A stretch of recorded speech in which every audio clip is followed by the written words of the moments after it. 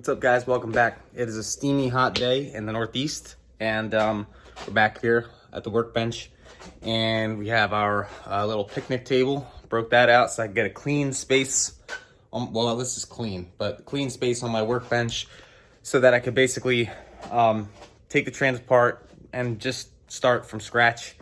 So if you recall in the last video, I started putting the transmission together, and I had some issues. It was not spinning, it was catching at some moment, and usually when I have that happen, it's some sort of shaft is out of it's not straight, right? So it's got a bow to it. I checked the main shaft, it was fine, and so I'm suspecting maybe something with the counter shaft now, but really I don't actually know. So really what today is, you know, I originally thought this transmission build would be super easy, and of course it never is. But I thought it would be more or less, you know, take apart a very good condition, you know, use trans, swap some parts over, throw it together and be done, and then have a transmission, go race Lime Rock, see how the car feels.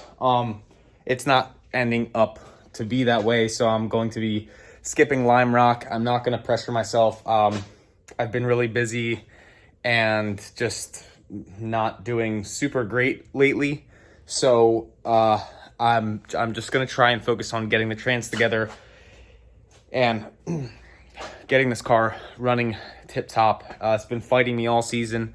It started out really great. Car was running great, you know, at the beginning of the season, and then it just got worse and worse. So let's see what we can do. Okay, Dylan, what the hell do we have going on here? Well, I'll tell you what we have going on here. We have Dylan not being able to, well, Dylan can afford things, but Dylan needs to afford other things like food. And so these are from the press over there, and I'm using them as V blocks. They're very heavy, and so long as this doesn't change in its position, and so long as this doesn't change in its position, we should be able to get a measurement of run out on this shaft. This is a main shaft.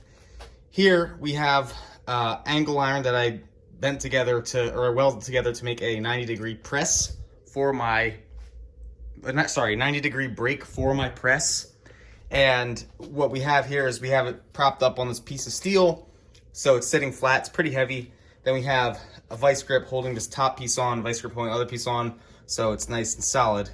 Then we have this magnetic base I got on Amazon a long time ago, and if we spin it, so let me get it set up for you guys. You can see the run out, or lack thereof, on this shaft. So, you know, if I was going to go and set this correctly, I would rotate this dial so that the dial would be pointing at 0 right now, and you could measure absolute run out, plus or minus, right? But, so, right now we're at 21, 2, 3, 4, let me see, 21, 2, 3, 4, we're at 21, we're at 22, right? So, take 22, and let's rotate it. Okay, 21.5. Right. 21.5 again. And it goes a little bit over 22. So what this is telling me is that I have about less than 1/1000th of a degree, or 1/1000th of an inch run out on this particular main shaft. So I'm going to look at the service manual. It should be okay, but we're going to check that out first. The service manual basically says, firstly, measure here, not down there, which I'm doing now. And then secondly, it says that the service limit is 2/1000ths of an inch. This is under 1/1000th of an inch. We know the main shaft is good. It's a wrap, dog. It's a wrap. Yeah! Now I just don't know why the rest of my transmission is working. Okay, so down here at the bottom of this main gear stack, you will see a slider and hub assembly. This is the 3rd and 4th gear slider and hub assembly. I don't like how loose it is. It's very loose. It's looser than I'm used to. If I have a spare, I'm going to see if I can throw it on. Up here is the 5th gear slider assembly. That one feels pretty damn good. So what we're going to do is we're going to take it apart, right? See if we have any spares for this 3-4. Just inspect the gears real nice. I already got this this needle bearing off, the roller bearing, and I cleaned it real good. So we're gonna start placing everything on this mat, or this pan. Again, thank you, Zephyr. And we're going to begin just laying everything out per the factory service manual and inspecting nice clean surface. This is like, I really want to get this done right. All right, so I wanted to show you guys something. So third, fourth hub selector is pretty gnarly. This is the one that came with the trans. It's definitely not good, in the sense that, you know, you want it to be in great shape for a, come on, son of a horse, get out. I'm calm. You're not calm. Anyway, in the sense that you want a road racing trans to be okay. You can see all those gouges. Okay, this is the one that came in the B16 trans I bought. And this is the one that came in the B16 trans I got from some dude in Philly. So as you can see, this guy was probably drag racing. I brought this out for comparison, hoping maybe I could use this one, clean it up in the trans. Maybe it was better than this one, but this one looks to be better. I kind of have a decision to make right now, and it's based on finances. Do I buy a new hub and selector set from Synchrotech? Synchrotech does make them. They're not as good as OEM parts. I've seen brand new Synchrotech stuff score up with regular use. I'm gonna measure the shifter forks to see if they're in spec, because the shifter forks can, if they're too loose at the bottom, they'll wiggle, and then they'll make this kind of thing go back and forth and gouge this up. So I'll check those out too. But yeah, you can see that this is pretty scored up.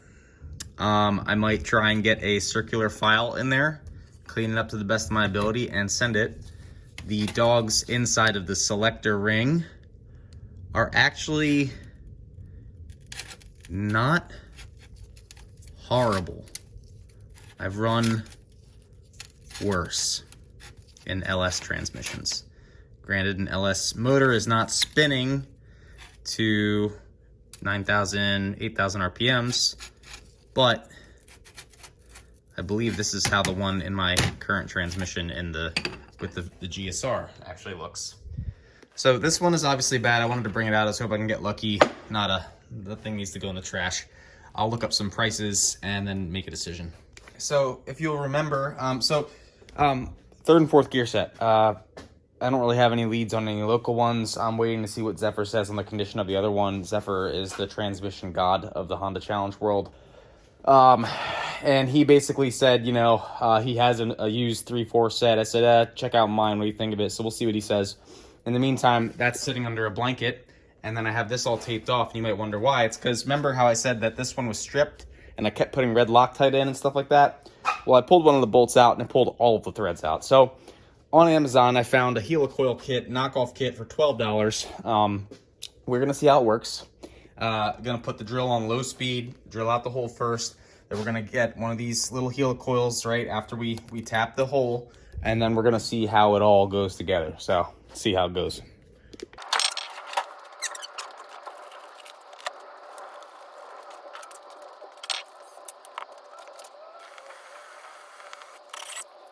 All right, beautiful. It's nice and square. Those threads look better than these threads.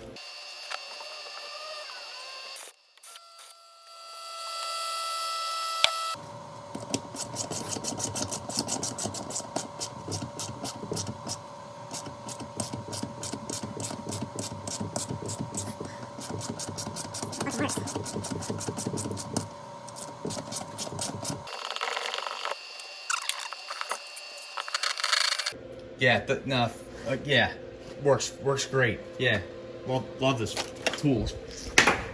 Great, garbage. We're done. It didn't work. It didn't work. Garbage. Okay, we have accomplished. We came, we saw, we sweated a lot.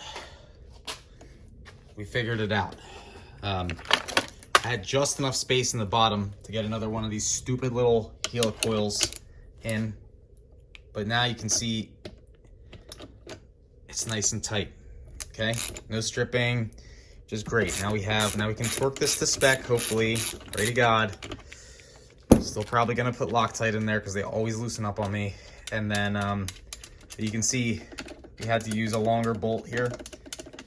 And then we had to file it down because it was a little bit too long. So it's like, this is like the customest of custom transmissions right here. Super EJ2 Track Rat spec right here. But yeah, so I'm gonna leave this as it is now, blow the transmission out a little bit. I had a little bit of a rampage earlier, so forgive me. I'm angry because this is a lot of work and I'm sweating and I'm tired of working on tired of fixing the car. All right. If I was working on it under the car, aligning it, playing with things, measuring things, making it faster the way I want to be, I'd be super happy. Champs Prep would be exactly where it needs to be. But as you can see, I'm covered in sweat and this is all I've been doing all season. So I'm just incredibly fed up. I don't pray for things to go right. I pray for the strength to deal with what I'm dealing with. So hopefully God will give me the strength to deal with this. I can push forward and win champs. But this is driving me nuts. So got this, got a freaking thread in here finally. Miracles, freaking Christmas miracle. And yeah, so I'm gonna go inside. I might finish off my cigar. This is the house cigar that I usually smoke. But thank you guys again for watching. If you want to support the channel, like, subscribe, comment, please share it. Tell your friends about my effort. Tell your friends what's going on. Spread the word. Tell them about the EJ2 Track Rat mission. Faster for less, okay? A lot of work, a lot of heartbreak, a lot of sweat, a lot of tears, a lot of blood. But I'm out here, all right? I'm not quitting. I told you guys I wouldn't quit. I promised myself I wouldn't quit. We're out here, all right? We're out here. Not making lime rock, but that doesn't mean I'm not racing, all right? So, peace. Again, share, comment, like, subscribe. That's the least you can do. I would really appreciate it. Thank you so much. Bye.